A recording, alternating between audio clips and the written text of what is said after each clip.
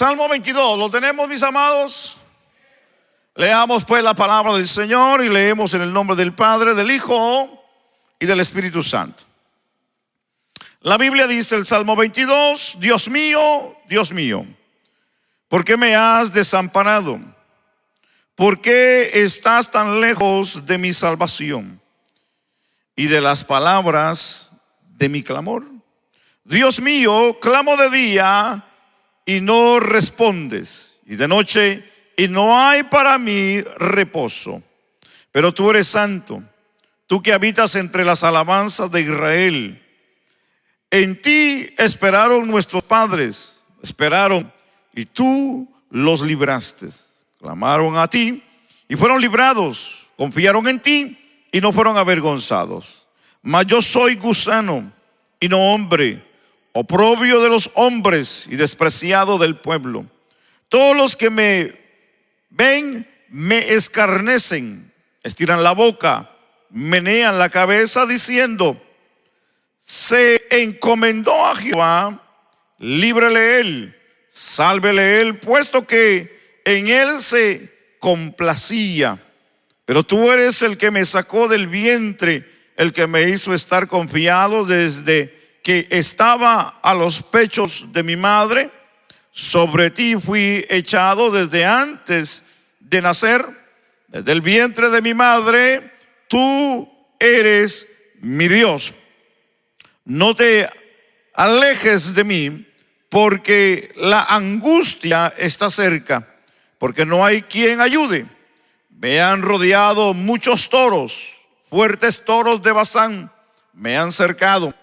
Abrieron sobre mí su boca como león rapaz y rugiente. He sido derramado como agua y todos mis huesos se descoyuntaron. Mi corazón fue como cera, derritiéndose en medio de mis entrañas. Como un tiesto se secó mi vigor y mi lengua se pegó a mi paladar, y me has puesto en el polvo de la muerte. Porque perros me han rodeado, me han cercado cuadrillas de malignos. Horadaron mis manos y mis pies. Contar puedo todos mis huesos. Entre tanto ellos me miran y me observan. Repartieron entre sí mis vestidos y sobre mi ropa echaron suerte. Mas tú, Jehová, no te alejes, fortaleza mía. Apresúrate a socorrerme. Libra de la espada mi alma, del poder del perro mi vida. Último verso 21. Sálvame de la boca del león y líbrame de los cuernos de los búfalos. ¡Ah! ¡Qué palabra! Maravillosa, pero muy triste, muy conmovedora, porque metiéndonos al pensamiento del escritor bajo la inspiración, no solamente está hablando de él mismo, sino que también está hablando de alguien más, y está hablando de un sufrimiento y de un dolor. Vamos a orar, mis amados, y vamos a pedir al Señor que nos ayude en esta preciosa hora. Oramos. Buen Dios y Padre, soberano Dios del cielo y de la tierra, bendito y adorado eres tú. Tú eres Dios, tú eres el Rey soberano, Dios grande, Dios fuerte y poderoso. Te bendecimos, Señor, por tu palabra y por ese sacrificio que un día hiciste por nosotros en esa cruz. Padre, te adoramos y te damos gloria por Jesucristo, tu Hijo amado. Señor, te pedimos que nos ayudes en este momento a poder no solamente expresar tu palabra, sino también a entenderla. Unge nuestros pensamientos, nuestros corazones, Señor, y te pedimos de tu bendición a través de la misma, en el nombre de Jesús. Amén y amén. Tenga la amabilidad de tomar su lugar. Muchas gracias.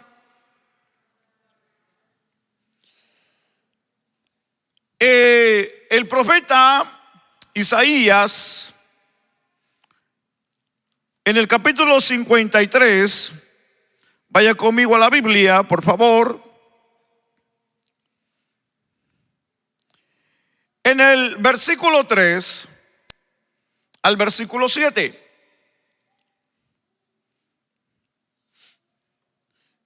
Y dice la Biblia de esta manera: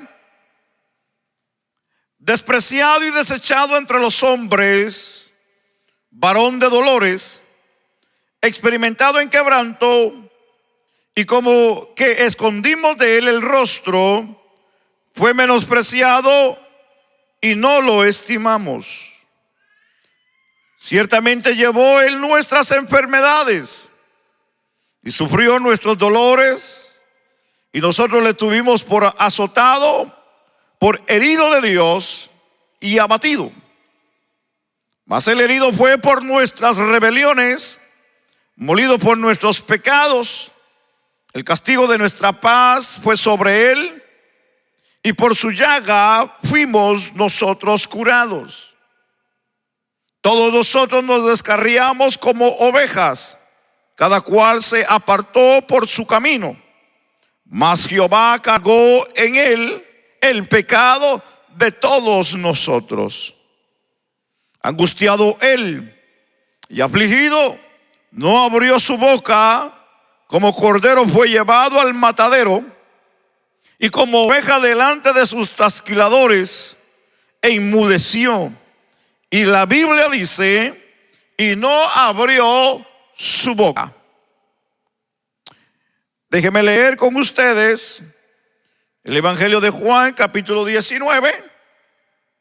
Quiero dar lectura y una vez, porque no me va a dar el tiempo tal vez de leer estos versículos que son bien importantes de lo que hoy queremos hablar. Yo hoy quiero hablar bajo el tema la crucifixión. Ese es el tema de hoy, la crucifixión. Amén. Tal vez usted está muy familiarizado y tal vez escucha estos temas para el mes de abril, el mes de marzo, dependiendo en qué fecha caiga, como se conoce, ¿verdad?, de la Semana Santa. Pero para nosotros, como la iglesia del Señor, no esperamos una fecha para hablar de este acontecimiento. Nosotros, como la iglesia del Señor, la iglesia de Cristo, nosotros hablamos todo el tiempo de este acontecimiento. ¿Por qué?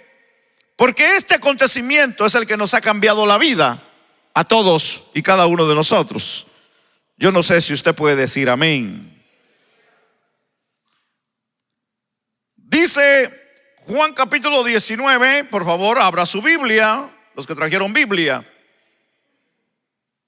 Y no sé si pusieron aquí en la pantalla, gloria a Dios, si han puesto, bueno, no está, porque no les di la cita a los hermanos en la parte de atrás. Así que por favor, abra su Biblia, los que traen Biblia.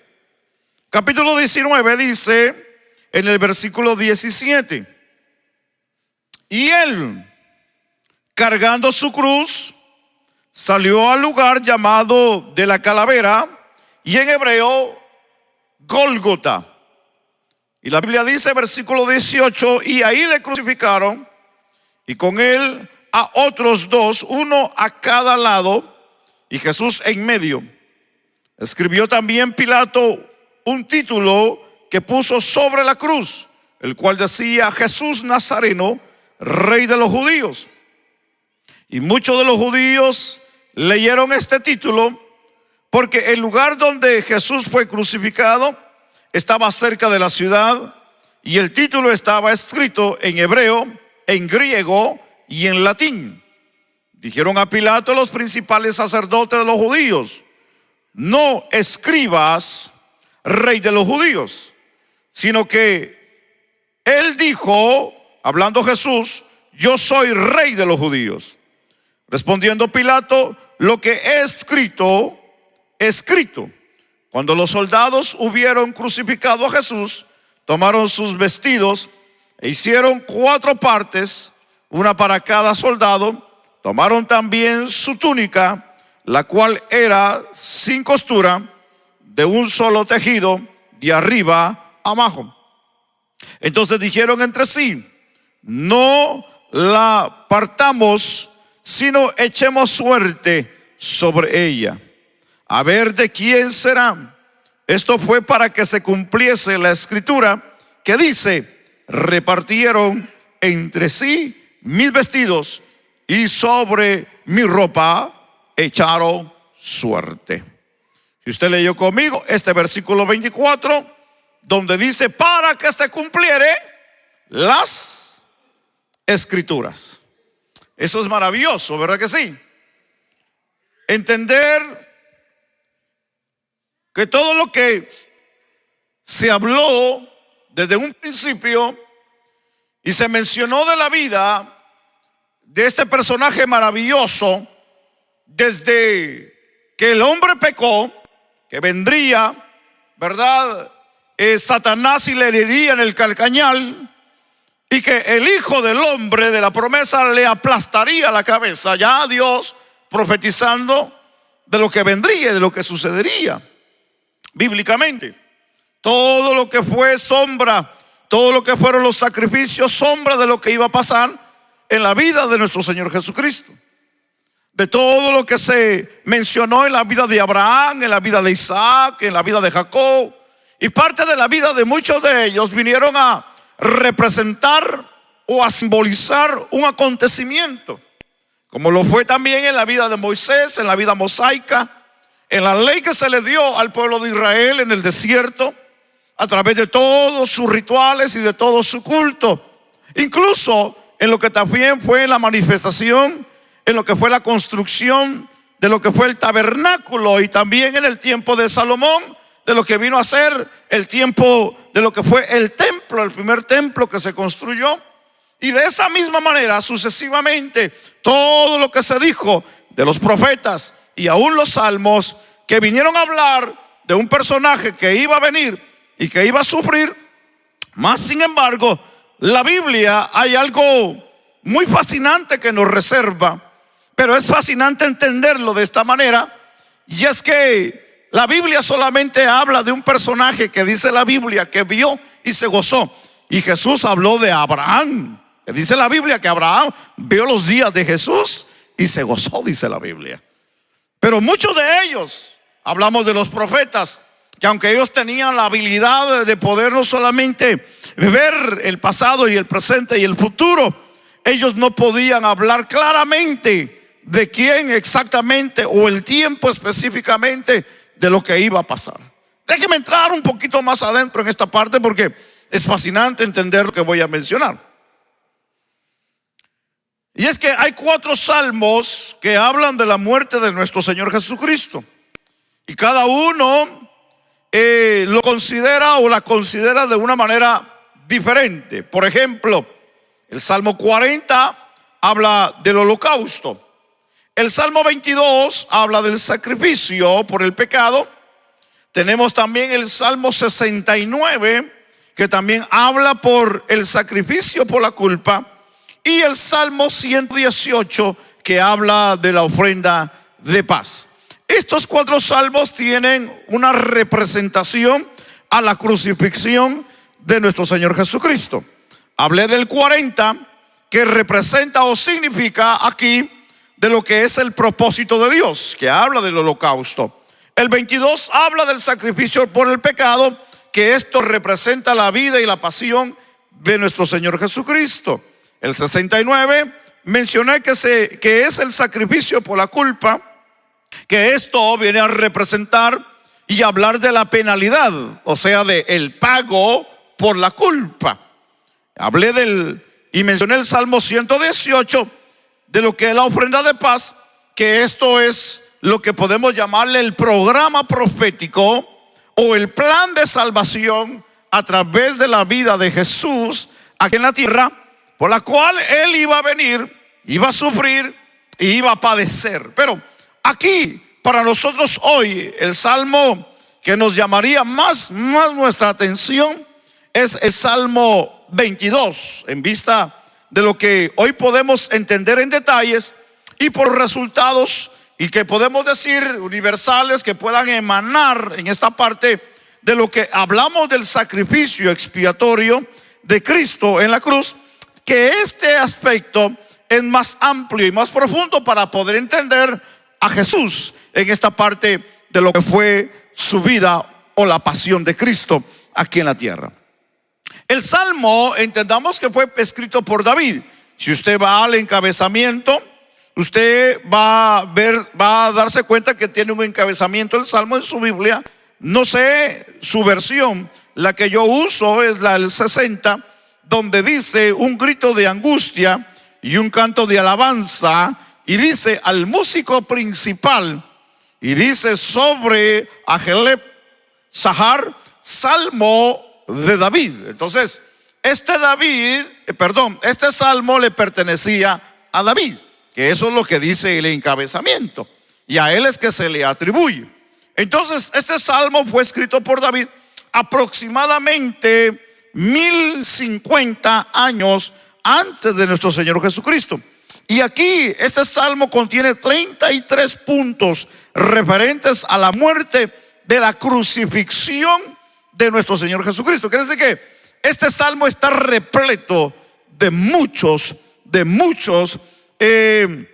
puntos proféticos de la vida de nuestro Señor. Claro, no vamos a hablar de todo ello hoy en este día, pero sí es importante que lo marquemos y mencionemos que este salmo está lleno de mucha información de la vida y de la persona de nuestro Señor Jesucristo.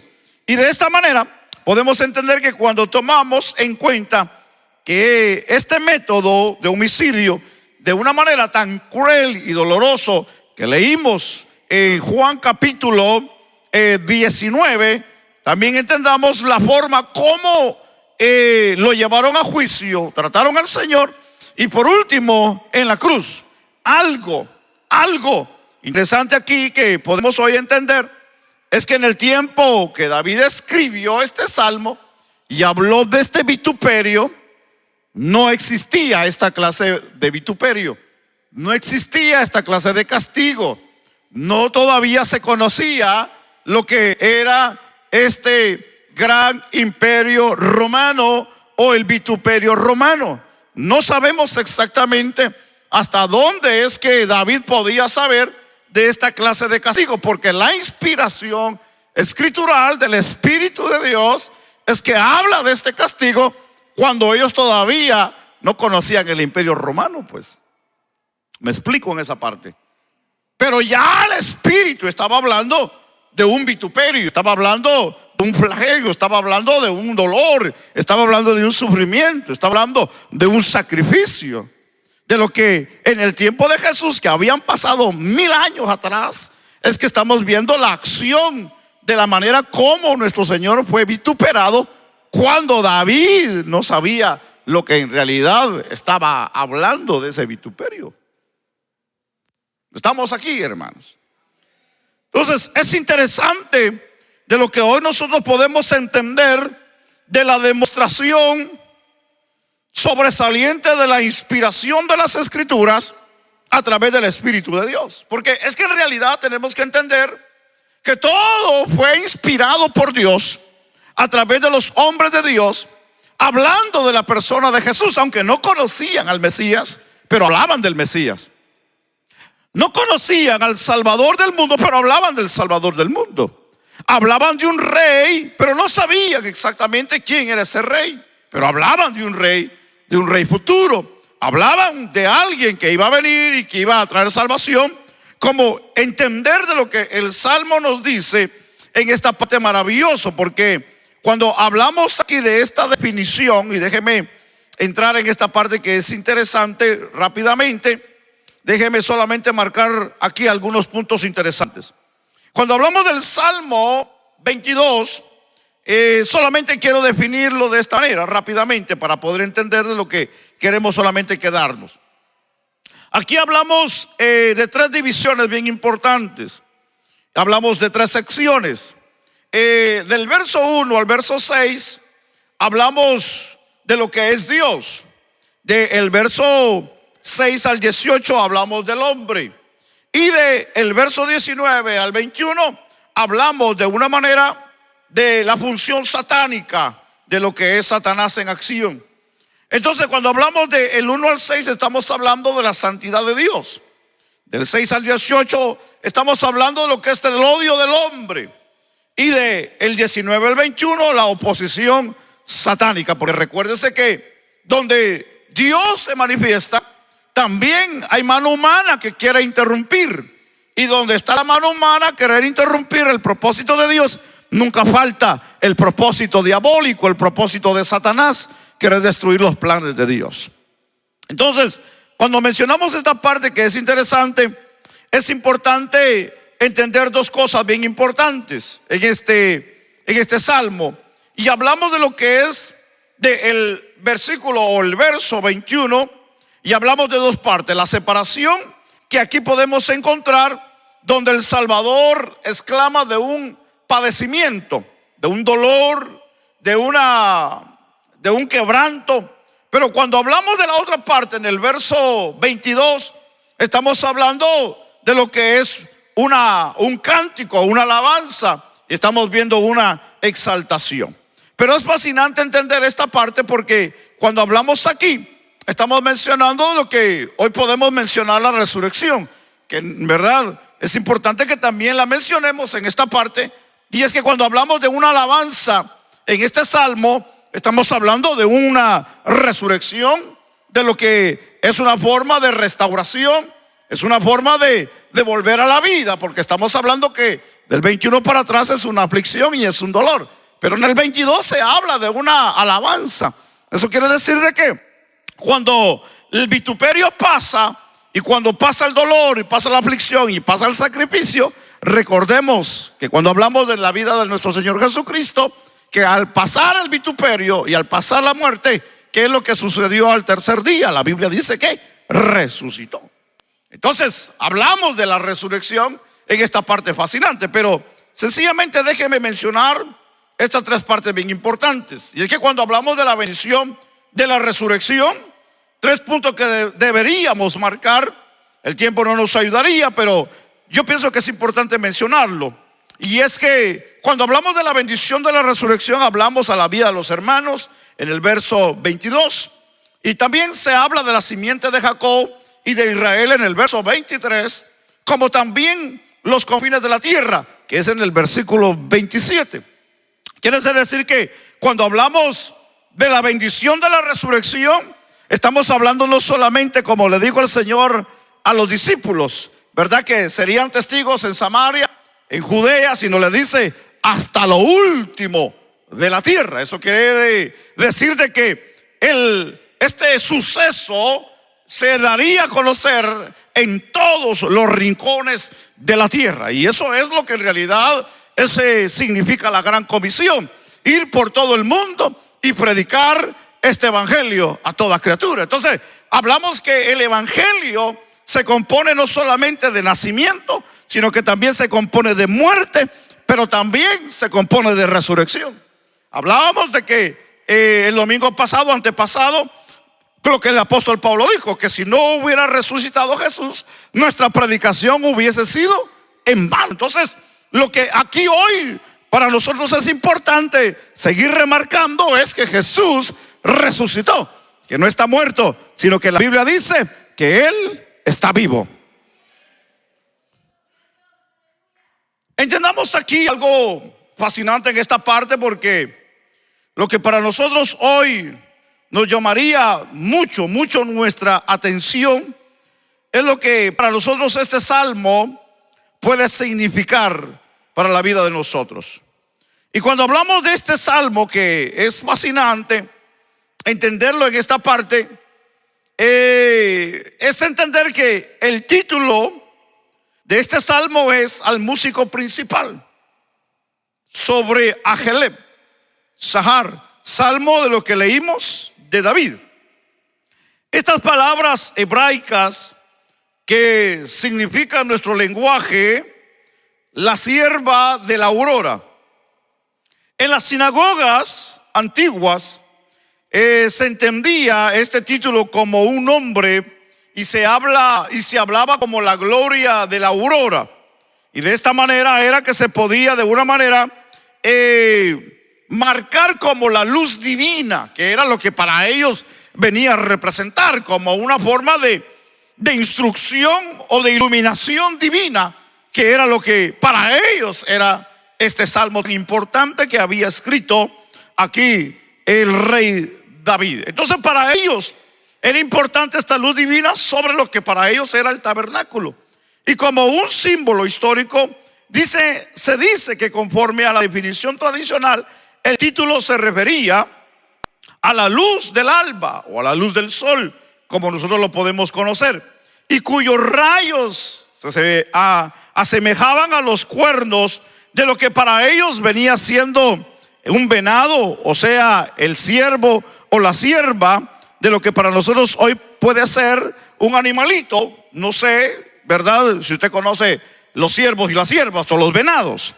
Entonces, aquí para ellos era bien importante porque esto era algo profético en la vida de lo que era. Y hablamos de lo que también ejemplo del Cantar de los Cantares, cuando habla Salomón de la Sulamita, y la Sulamita habla de Salomón y de los animales y de las cabras y de las ovejas, que esto venía a representar algo bien importante y venía a significar lo que hoy para nosotros es la vida de nuestro Señor Jesucristo. Pero aquí la palabra Ajelet, Sahar, que aquí para nosotros en nuestro idioma, que significa la sierva de la aurora, es de una manera simbólico que se refiere a nuestro Señor. El Salmo hace mención en varios animales. Por ejemplo, habla de la naturaleza, habla de lo que de una manera aquí significa que este animal comía hierba y de una manera se alimentaba de todo lo que era del rocío de la mañana, como también de lo que podía recoger del polvo. Quiere decir que era importante y para ellos bien representativo este salmo de mucha importancia. Y hablamos aquí de lo que se podía aquí significar. Por ejemplo, simbólicamente la sierva, hablamos de que o el siervo tenía enemigos. También hablamos de que de una manera esta forma de poder mencionar de este pequeño animal, de que se representa en este salmo que de una manera este animalito podía presentar peligro, porque era de una manera indefenso. Y de la misma manera es como el salmista se refleja y usa esta forma de poder expresar este salmo maravilloso de lo que es el Salmo 22. Pero déjeme mencionar esta parte que es interesante, porque cuando hablamos simbólicamente y de una manera hablamos de la forma mosaica y hablamos aquí en el punto simbólico de nuestro Señor Jesucristo y hablamos de lo que fue el sacrificio en el tiempo de Moisés. Recuérdense que en el tiempo de Moisés los animales que se sacrificaban y se llevaban al altar del sacrificio eran animales diferentes. Estaba el ciervo, estaba lo que se conoce como el carnero, estaba los palominos. Entonces, de una manera había un sacrificio, pero esto venía a representar algo y venía a hablar de un sacrificio y venía a hablar de un acontecimiento. Iba a hablar de algo muy extraordinario, de lo que iba a suceder hacia la vida del ser humano, y era que iba a traer una forma de vida, de redención y de cambios a la vida. Claro que ellos lo hacían en el momento por agradar y porque ellos venían a pedir perdón a Dios a través de su sacrificio, pero no sabían que en realidad el sacrificio que estaban haciendo estaba simbolizando un sacrificio perfecto, como dijo el escritor a los Hebreos, cuando habla del sacrificio y dice: una vez y para siempre lo hizo el Señor, en representación de lo que hoy para nosotros viene a ser el sacrificio perfecto, de lo que nosotros, la Biblia nos enseña que Jesús sufrió en la cruz del Calvario. Pero déjeme mencionar Isaías 53, porque el profeta habla de un sacrificio, el profeta habla de un vituperio, el profeta habla de un personaje y lo menciona como una oveja que va al matadero. Y de esa misma manera el salmista es que puede reflejar ese acontecimiento y se asemeja a él en la inspiración a una oveja. Por eso que el salmo, cuando se usa como un siervo, hermano, de lo que representa aquí como la luz de la aurora o los cuernos, está hablando representativamente de lo que habla Isaías 53, de que vendría este personaje representado en un animalito, y que la Biblia dice que delante de sus trasquiladores enmudeció y cerró la boca. Es interesante pensar lo que dice el Salmo 22. Vaya conmigo en el verso 1. Y dice: Dios mío, ¿por qué me has desamparado? ¿Por qué están tan lejos? ¿Por qué estás tan lejos de mi salvación y de las palabras de mi clamor? Dios mío, clamo de día y no respondes, y de noche y no hay para mí reposo. Pero el verso 3 dice: pero tú eres santo, tú que habitas entre las alabanzas de Israel. En ti esperaron nuestros padres, esperaron y tú los libraste. Verso 5: clamaron a ti y fueron librados, confiaron en ti y no fueron avergonzados. El verso 6 dice: mas yo soy gusano y no hombre, oprobio de los hombres y despreciado, dice la Biblia, del pueblo. Todos los que me ven escarnecen y estiran la boca y menean la cabeza diciendo: se encomendó a Jehová, líbrele él, sálvele él, puesto que en él se complacía. Es interesante pensar lo que estos versos dicen de lo que Jesús en su padecimiento sufrió en aquel momento en la cruz del Calvario, o antes, ¿verdad?, de llegar, y en el momento de la crucifixión. Porque cuando Él está en ese momento de dolor y de agonía, recuérdese que antes de llegar a la cruz, el Señor pasó por un momento de desvelo, un momento de vituperio. Recuérdese que a Él lo latigaron, recuérdese que a Él lo bofetearon, recuérdese que Él, después de que salió de la última cena, que fue una noche, no durmió toda la noche, y cuando llegó a la casa de Caifás y al siguiente día, recuérdese que lo juzgaron y le pusieron la cruz y lo encaminaron bajo aquel gran sol en lo que se conoce como la vía dolorosa. Pues sí, que de ahí es donde de una manera aparece un tal José de Sirene, que dice la Biblia que le ayudó a cargar la cruz. No sé si usted ha leído esa parte de la Biblia. Porque la cruz que llevaba Jesús era muy pesada. Y físicamente Él estaba agotado. Recuérdese que antes de eso, en el Getsemaní, cuando fue antes entregado, que dice la Biblia que su oración eran como gotas, dice la Biblia, de sangre, su sudor.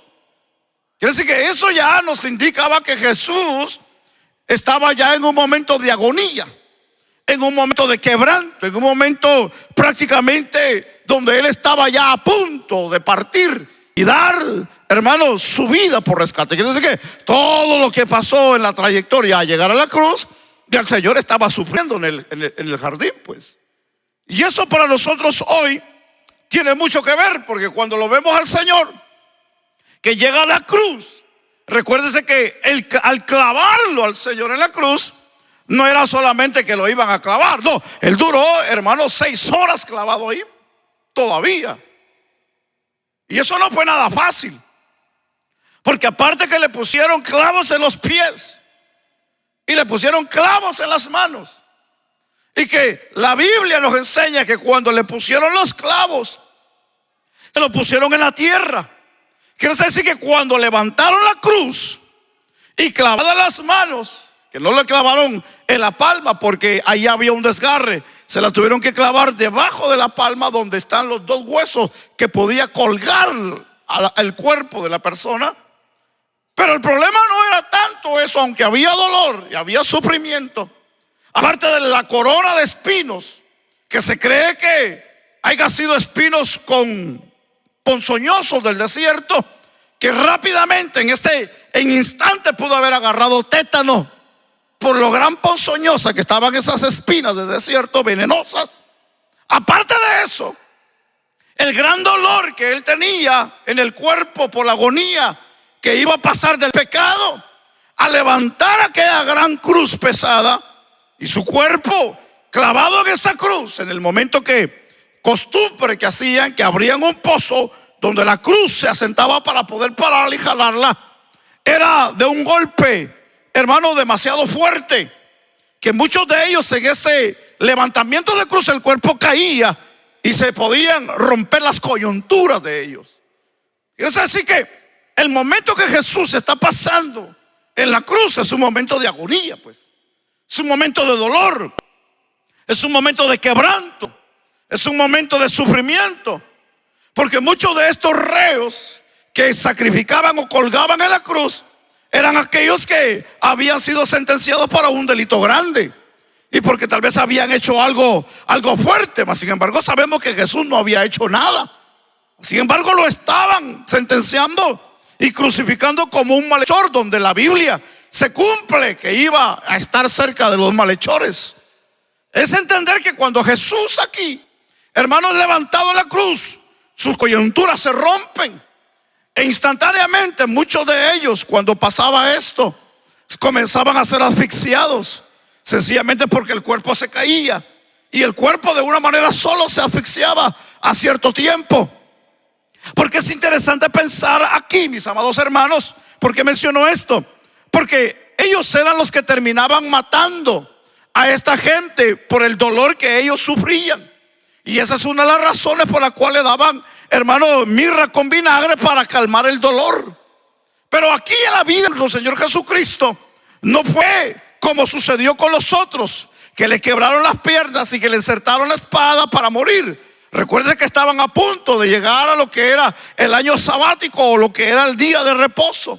Entonces era importante que todo esto aconteciera. Pero en el momento que Jesús, hermano, está a punto de partir de esta vida, es que la Biblia dice que nadie mató a Jesús, sino que la Biblia dice que Jesús mismo dio su espíritu, y él mismo se entregó, hermano, dando a conocer que su tiempo había terminado como ser humano aquí en la tierra, y que él dio su espíritu. Porque a Jesús nadie lo mató. Jesús fue el que dio, hermano, su vida. Pero antes de ello, la Biblia dice, como el Salmo hemos leído, que la burla y el escarnio no se lo quitó. Porque la Biblia dice que pasaban ahí, lo miraban y meneaban la cabeza, y hermanos decían, no, que este decía es que salvaba, que se baje, que se salve él y se baje y nos salve a nosotros. Decían aún los que estaban colgados, hermano. Quiere decir que la burla era grande. Leímos en Juan capítulo 19, donde dice la Biblia que echaron suerte sobre sus vestidos. Echaron suerte sobre los vestidos del Señor. Y de una manera, muchos de ellos se mofaron.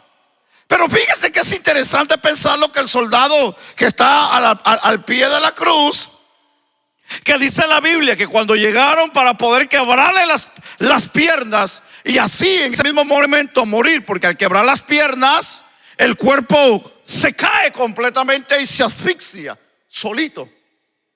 Pero cuando ellos llegaron, dice la Biblia, el soldado vio que Jesús ya estaba muerto.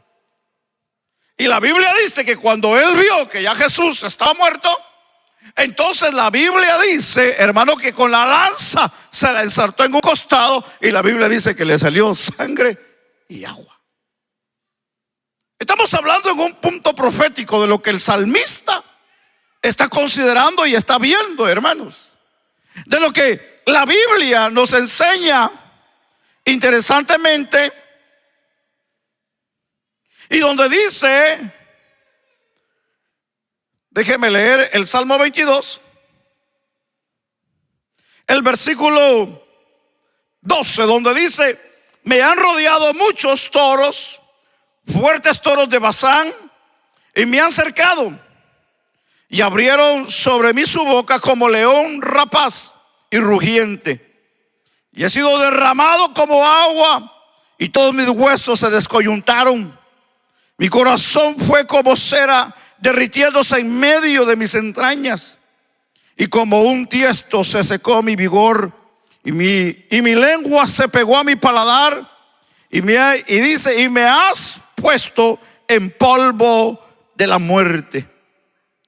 Porque perros me han rodeado, me han cercado cuadrillas de malignos. Horadaron mis manos y mis pies. Contar puedo todos mis huesos, entre tanto que ellos me miran y me observan. Y repartieron entre sí mis vestidos, y sobre mi ropa echaron suertes.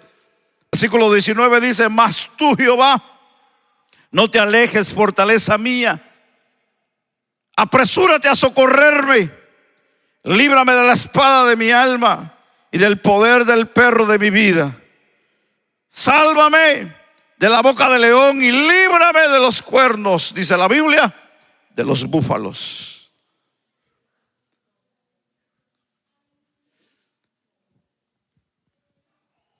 Cuando nosotros vemos este cuadro bíblico que acabo de leer y narrar el cuadro de la crucifixión de Jesús, y que el salmista habla de búfalos, habla de perros, y habla de león, y habla de espada, algo que nosotros podemos mencionar son 4 enemigos de lo que Jesús tuvo que enfrentar en la cruz. Y es que cuando la Biblia habla de lo que aquí representan los toros de Bazán o los búfalos, estamos mencionando que estamos hablando de un animal silvestre. Pero es interesante pensar que el salmista habla de perros que le rodearon como cuadrillas. Y es entender de que de una manera, en el momento que Jesús está siendo crucificado, recuérdese que de una manera la Biblia habla que a los gentiles les llamaban perros, los judíos. Y cuando habla de perros, el salmista no se está refiriendo a animales físicos o comunes y corrientes, sino que se está hablando en representación de personas. Y ahí podemos hablar de lo que fue Pilato, de lo que fue Herodes, de lo que fueron los principales judíos, ancianos, que se opusieron a todo lo que Jesús hizo o estaba haciendo. Y que de alguna manera fueron los que hicieron el movimiento. Vamos a poner el ejemplo como de Judas. Judas fue el que entregó al Señor, aunque ya estaba marcado proféticamente, y que todo lo que iba a pasar en la vida de Judas ya se había dicho, pero que no se sabía quién era Judas. Cuando habla de los perros, está hablando de aquellos que se opusieron a Jesús, de aquellos que vinieron en contra de Jesús, y muchos de ellos fueron los ancianos de Israel. Pero fíjese que también habla del león. Entonces, cuando habla de león, recuérdese que la Biblia dice que el diablo anda como león rugiente buscando a quien devorar. El apóstol Pedro habla de eso. Pero hay algo fascinante en este cuadro de lo que es la crucifixión, porque dice la Biblia, Mateo habla y dice que cuando Jesús, hermano, expiró y dio su vida, dice la Biblia, hermano, que pasó el eclipse más grande que nunca ha acontecido en la vida de la historia, hermano, en la historia de la vida. Bueno, usted presenció el eclipse que acaba de pasar, ¿verdad que sí? En algunos lugares duró 7 minutos, en algunos lugares duró 1 hora. Pienso que el tiempo que duró más fue 3 horas en algunos lugares. Pero lo curioso esto es de que el eclipse que acaba de pasar no oscureció toda la tierra, sino solamente fue una línea que oscureció. Y casi por la mayoría de los eclipses hacen esa función. Pero aquí la Biblia dice que cuando Jesús murió, dice que cayó una densa oscuridad que llenó, dice la Biblia, toda la tierra. Nosotros podemos imaginarnos de algo y decir: Dios estaba triste, o el cielo se entristeció por la muerte de Jesús. Probablemente podemos mencionar, pero no es exactamente lo que la Biblia nos enseña. Porque recuérdese que la Biblia nos enseña que alguien estaba más contento de lo que estaba pasando en ese momento, y no era la humanidad, no eran los ángeles, ni mucho menos el Padre. Porque en el clamor que hace Jesús en la cruz, dice: Padre mío, ¿por qué me has desamparado?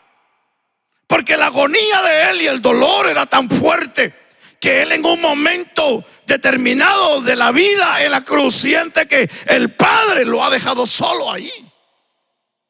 Quiere decir que el Padre tuvo que dejar al Hijo solo en ese momento de agonía, porque sabía que el pecado de toda la humanidad del mundo estaba sobre de él, hermano.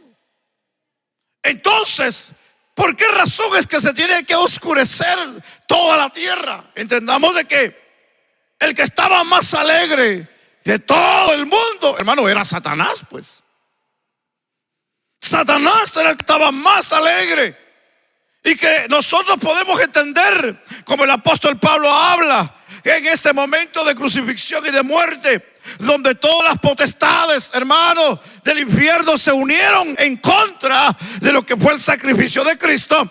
Entendamos de que el diablo estaba alegre. La potestad de los aires, la potestad de las tinieblas, la potestad de todo lo que, hermano, está rodeado del enemigo, hermano, de una manera se pusieron como, hermano, sombra sobre toda la tierra, hermano, como diciendo: hemos ganado, hemos vencido, matamos al Hijo de Dios. Claro, estaban contentos. Pero eso no era sencillamente lo que la Biblia nos enseña de lo que iba a acontecer. Porque a pesar de que el otro enemigo que habla el salmista es la espada, aunque tal vez no fue una espada que lo atravesó, porque estaba escrito que no iba a morir por espada, pero fue una lanza que lo atraviesa. Pero la Biblia dice que cuando le atravesaron la lanza, ya estaba muerto. Quiere decir que él no murió, aunque era un enemigo, sí. Pilato fue un enemigo, los ancianos fueron un enemigo, el diablo fue un enemigo, la espada era un enemigo de Jesús.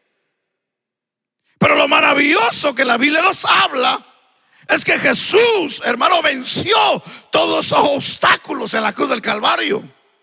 Y en la cruz, para que de una manera se cumpliera la escritura, Jesús, en aquella palabra maravillosa del capítulo 19 de Juan, donde dice: consumado es donde Jesús entrega el Espíritu, y dice la Biblia que muere en ese momento.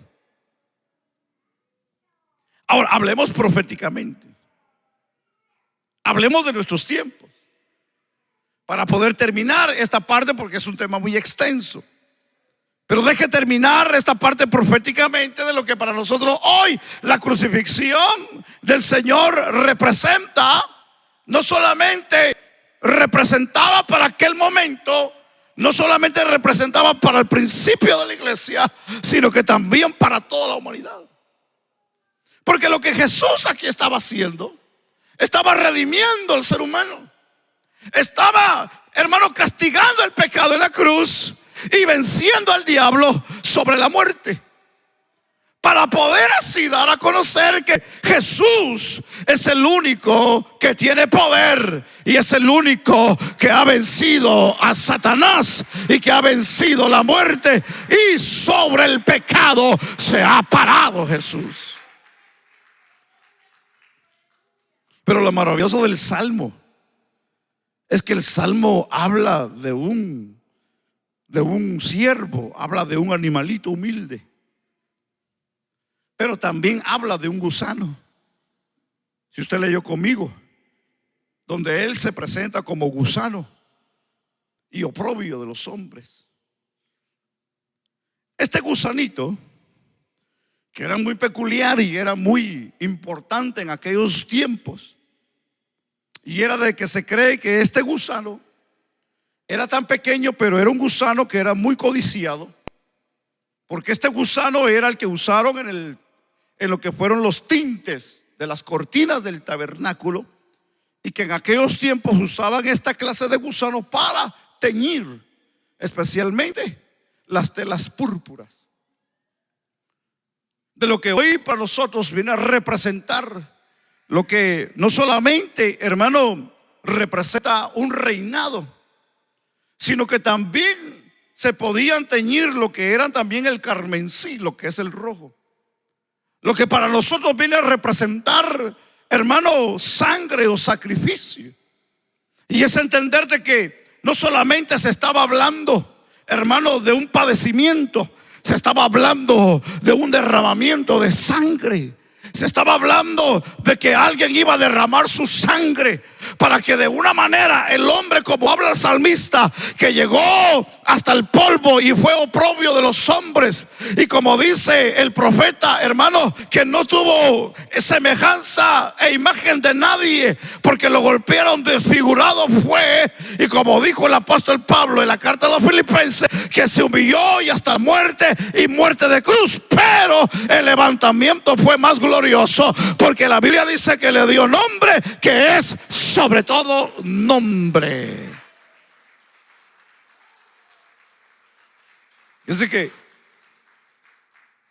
el salmista habla de la muerte de Cristo y habla de que llegó hasta el polvo y se humilló tanto que el salmista usa la palabra gusano y oprobio de los hombres. Yo hoy me pregunto, yo termino, yo me pregunto, si para nosotros la Biblia es la palabra de Dios y nos habla de una persona interesante, y ese es Cristo, y nos habla de un sacrificio extraordinario, y nosotros somos testigos, no oculares, pero testigos palpables del cambio que Él ha hecho en nuestras vidas. ¿Por qué muchas de las veces nosotros ignoramos este cuadro tan importante de lo que es el sacrificio de Cristo? Yo pienso que este sacrificio no se debe de pasar por alto en ningún momento de la vida. Algo que debemos de recordar toda la vida es lo que Cristo hizo a favor de nosotros en esa cruz, hermanos. Porque si hay algo que nos va a mantener de pie, si hay algo que nos va a mantener activos, si hay algo que nos va a mantener luchando en esta vida, es lo que Jesús hizo en la cruz del Calvario. Porque lo que Jesús padeció, porque lo que Jesús sufrió, lo que Jesús llevó en su vida, lo que Jesús llevó en esa cruz no fue cualquier cosa. No fueron 5 centavos de yuca, como dicen allá los hermanos. No fueron 5 centavos de chicharrón. No fueron 5 centavos, hermano, de lo que nosotros podamos comprar en la vida. No, fue alguien que vino y dejó su trono de gloria para venir y sufrir y morir y ser despreciado del hombre, para que en el nombre del Señor se doble toda rodilla, dice la Biblia, de los que están en el cielo, en la tierra y aún debajo de la tierra. Si algo que debemos de reconocer en la vida es el sacrificio de Cristo. No es una fecha, no es lo que el mundo celebra, no es lo que la iglesia tradicional celebra, no es lo que mi abuela, mi abuelo me dijo cómo debo de hacerlo, o cómo se le enseñó a él, o cómo se le dijo. Porque en aquellos tiempos, déjeme decirle que las iglesias, hermano, tradicionales, no sé de aquí, si usted tal vez supo de eso, en los pueblos, hermano, cuando hacían la misa no la hacían en español, la hacían en latín. ¿Sabía usted eso? ¿Y quién sabía latín, pues? Si con dificultad hablaban español nuestra gente, y en latín pasaban las misas, ¿quién iba a entender latín? Pero damos gracias a Dios que Cristo nos vino a revelar la verdad a través de su bendita palabra, de la cual hoy nosotros somos testigos del poder de Dios.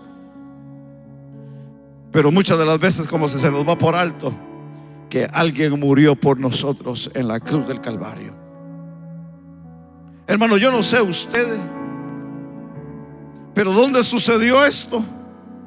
Esto sucedió, hermano, en Israel, que estamos hablando de 23, 23 o 24, hermano, o no sé cuántas horas de camino para poder llegar al otro lado, hermano, del mundo, donde sucedió este cuadro, este acontecimiento. Y de lo que tal vez, hermano, en un momento de la vida se nos habló de este sacrificio. Hermano, yo quiero hoy decirle que el mensaje del evangelio ha traspasado los límites y ha llegado, hermano, hasta nuestras vidas. Es entender que Jesús no solamente murió en aquel momento para aquella gente, sino murió para todas las generaciones venideras por haber en la vida. Murió por todos y cada uno de los que aún todavía no habíamos nacido, ni pensábamos nacer en aquel tiempo, pero ya Jesús había dado su vida por nosotros. Eso es maravilloso. Tal vez muchos llegamos ya grandes de edad al evangelio, reconocer que Jesús murió.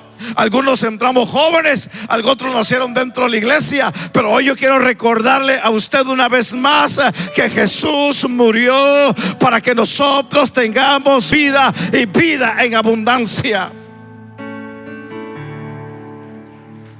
Gloria a Dios por ese sacrificio. Gloria a Dios por la muerte de Cristo. Gloria a Dios por ese momento. Que aunque debemos de recalcar algo, que no fue de nada fácil físicamente para el Señor, pero lo logró. Llegó y murió y se entregó y dio su vida por todos y cada uno de nosotros, por el rico, por el pobre, por el alcohólico, por el homosexual, por el ladrón, por el homicida, por todos aquellos hermanos que hemos practicado pecado, todos aquellos que estábamos descarriados de la gracia. Jesús murió por nosotros. No solamente murió por los judíos, no solamente murió por los gentiles de aquel entonces, murió por todo el mundo. La Biblia dice: porque de tal manera amó Dios al mundo. Yo quiero que usted entienda de que antes que usted y yo naciéramos, ya Jesús había pensado en usted. Y qué tremendo, porque el salmista, sin pensar de quién hablaba, estaba hablando de alguien poderoso y maravilloso. Y ese es Jesucristo, el Hijo de Dios. Pero hoy ya no es una profecía que se tiene que cumplir. Esa profecía ya se cumplió, porque Él murió, y que también dice la Biblia, y resucitó. Y Él te quiere hacer feliz a ti. Él quiere cambiar tu vida. Él quiere transformar tu vida. Él quiere hacerte nueva criatura. Lo que para ti es imposible, para Él no lo es, porque lo ha demostrado, que venció la muerte con poder, venció a Satanás y venció todo. Aleluya. Y si Él venció todo, aleluya, también puede vencer los obstáculos de tu vida. Pongámonos sobre nuestros pies en esta hora.